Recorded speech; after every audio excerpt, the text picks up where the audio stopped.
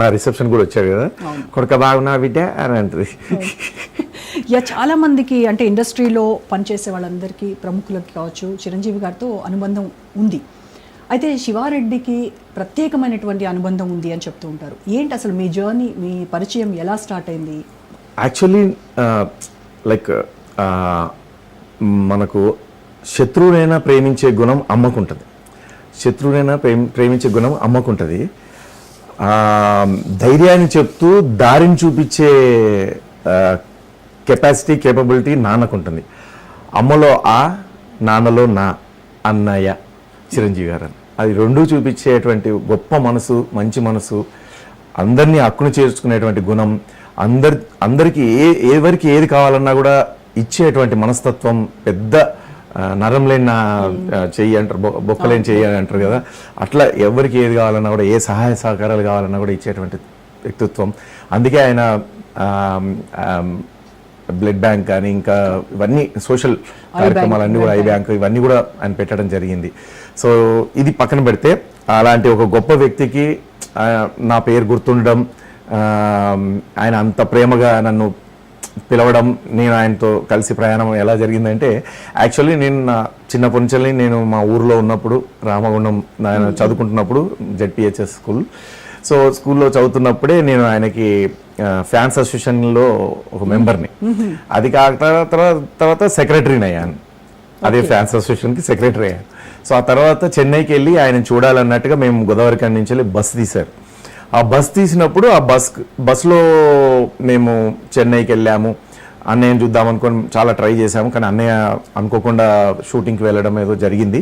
So Radhika గారిని కలిసాము, పెద్ద నరేష్ గారిని కలిసాము, అల్లు రామలింగయ్య గారిని కలిసాము. సో ఇంకా ఇట్లా కొంతమందిని చూసాము. మళ్ళా అయ్యో చిరంజీవి గారు మిస్ అయిపోయామే అనుకున్నాం. ఆ తర్వాత ఏమైందంటే, నేను మెల్లిమెల్లిగా సినిమాల్లో ట్రై చేయడము ఇవన్నీ జరుగుతూ ఉంటే మనసంతా నువ్వే అనే మూవీ 175 days అయిందండి. ఆ సందర్భంగా మాకు మెమోంటోస్ ఇవ్వడానికని ఆయనే చీఫ్ గెస్ట్ వచ్చారు. ఇంకా చిరంజీవి గారు వస్తున్నారనేసరికి మొత్తం బట్టలు తడిచిపోయినాయి, చెమటలతో బూస్ బాంబ్స్. సో ఇంకా నా చేతులు కాళ్ళు ఆడట్లేదు, ఏం మాట్లాడడం తెలియట్లేదు. ఇంకా స్టేజ్ మీదకి శివారెడ్డి అని ఆయన పిలవంగానే అన్నయ్య దగ్గర నేను ఆ మెమోంటో తీసుకోబోయేటప్పుడు చేతులు వణికిపోతా ఉన్నాయి. నేను ఫస్ట్ అన్న మాట ఏంటంటే, అన్నయ్య ముట్టుకోవచ్చా అని అన్నాను. ఆయన మామూలుగా ఇట్లు ఇస్తే ఆయన చేతులు అక్కడ ఉంటాయి కదా, అన్నయ్య చేతులు, నేను ఇక్కడ కాకుండా అట్లా ముట్టుకున్నాను అనమాట. ముట్టుకున్న తర్వాత మీ ఇంట్లో పనివాడిగానైనా ఒక్కరోజు మీ ఇంట్లో వచ్చి పని చేసుకుంటాను అని చెప్పేసి అని ఆ కళ్ళల్లో నీళ్ళు తెచ్చుకున్నాను. ఇంకా ఆయనకు కూడా కళ్ళల్లో నీళ్ళు తిరిగినాయి. లైక్ వెరీ మంచిగా వస్తావు నువ్వు, అట్లేం లేదు, నువ్వు ఇక్కడ నుంచి నా బ్రదర్వి, అది ఇదని చెప్పేసి ధైర్యాన్ని ఇచ్చారు. ఆ ఫస్ట్ పరిచయంలోనే ఆ మెమోంటో తీసుకోవడం, 175 days షీల్డ్, ప్లస్ ఆయనతో అంత ముట్టుకోవడం, ఆయన టచ్ చేయడం.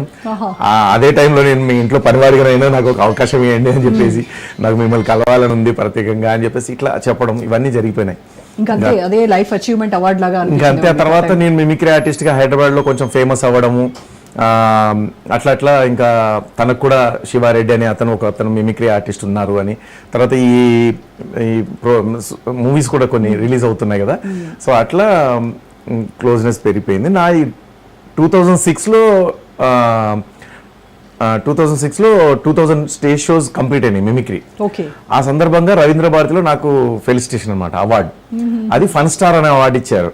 ఈ ఫన్ స్టార్ అనే అవార్డు మెగాస్టార్ గారి చేతుల మీదుగా జరగాలి అని చెప్పేసి అన్నయ్య చెప్తే, అన్నయ్య వెంటనే ఒప్పుకొని, యాక్చువల్లీ చెన్నైలో చాలా బిజీగా ఉన్నారు, అయినా సరే తను అప్పటికప్పుడు ఈవినింగ్ ఫ్లైట్కి, అంటే ముందు రోజు చెప్పారు కానీ ఆయన అంతకుముందు నుంచి ఫాలో అప్ చేస్తున్నారు. ఇక ముందు రోజు మళ్ళీ ఒకసారి అడిగేసరికి చాలా కష్టంగా ఉందబ్బా, అది సరే వస్తున్నాను అని చెప్పి ఆయన ఈవినింగ్ ఫ్లైట్ రావడం, డైరెక్ట్ ఎయిర్పోర్ట్ నుంచి రవీంద్ర భారతి రావడం, నాకు సన్మానం చేసి ఒక 15 నిమిషాలలో వెళ్ళిపోతానన్న వ్యక్తి 1.5 hours కూర్చున్నారండి.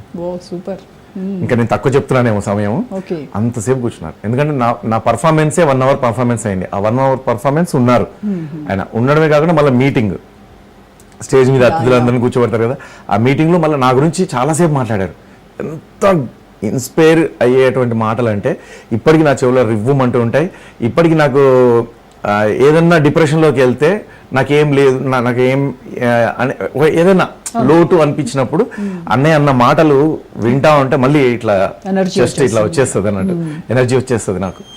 అంత గొప్ప మాటలు అన్నాడు. అసలు నిన్ను చూస్తే ఈర్ష పుడుతుంది. కానీ నువ్వు పడ్డ కష్టము, నువ్వు పడుతున్న కష్టము అవన్నీ చూస్తా ఉంటే ఈజ్ డిజర్వ్. నువ్వు ఇంకా నీకు మంచి పేరు రావాలి, ఇంకా నువ్వు గొప్ప స్థాయికి వెళ్ళాలి. ఇది ఇట్లా చెప్తూ శివారెడ్డికి మామూలు ఫ్యాన్స్ లేరు. నేను నా కళ్ళతో చూశాను యుఎస్లో, నేను నా కళ్ళతో చూశాను, అంత ఫ్యాన్స్ ఉన్నారు ఆయనకి, అసలు మీరు నమ్మరు అది అని చెప్పేసి జనాలతో ఇంటరాక్ట్ అవుతూ మాట్లాడారు అద్భుతంగా. సో అట్లా ఆయన అక్కడి నుంచి ఇంకా అంతే ఇంకా అట్లా నా మ్యారేజ్ కూడా పిలిస్తే, నా రిసెప్షన్ కి వచ్చి ఇంట్లో మనిషిలాగా అయిపోయారు మీరు. ఇంకంతే రిసెప్షన్ కూడా వచ్చారు చూడండి. అసలు నేను చిన్న ఆర్టిస్ట్ ని, సో నా రిసెప్షన్ రావాల్సినంత ఆయనకు అవసరం లేదు నిజానికి. చిన్న ఫోన్ చేసేసి కంగ్రాట్స్ అని చెప్పేస్తే అయిపోతుంది. కానీ అట్లా కాదు, డైరెక్ట్ వచ్చారు ఆయన, డైరెక్ట్ వచ్చారు రిసెప్షన్ కి, విష్ చేశారు. చాలాసేపు మా అమ్మతో మాట్లాడారు, మా అక్కయ్యలతో అందరితో ఫోటోలు దిగారు. అసలు మహానుభావుడు. ఇంకా ఆయనకు ఎన్ని జన్మలు ఎత్తి ఎన్ని సేవలు చేసినా కూడా నేను రుణం తీర్చుకోను. ఎందుకంటే శివారెడ్డి అనే ఒక మామూలు వ్యక్తి ఒక గొప్ప అంటే ఒక పొజిషన్లో అందరికీ కనబడ్డాడు, అందరికీ పేరు స్ప్రెడ్ అయిందని అంటే చిరంజీవి గారు నన్ను బూస్ట్, చిరంజీవి గారు మాట్లాడిన మాటలు అన్ని న్యూస్ ఛానల్స్లో స్ప్రెడ్ అవ్వడం, ఇవన్నీ కూడా ఇప్పటికీ అప్పుడప్పుడు ఆ వీడియో చూసుకుంటూ ఉంటాను నేను, అన్నీ మాట్లాడిన మాటలు. సో ఒక్కసారి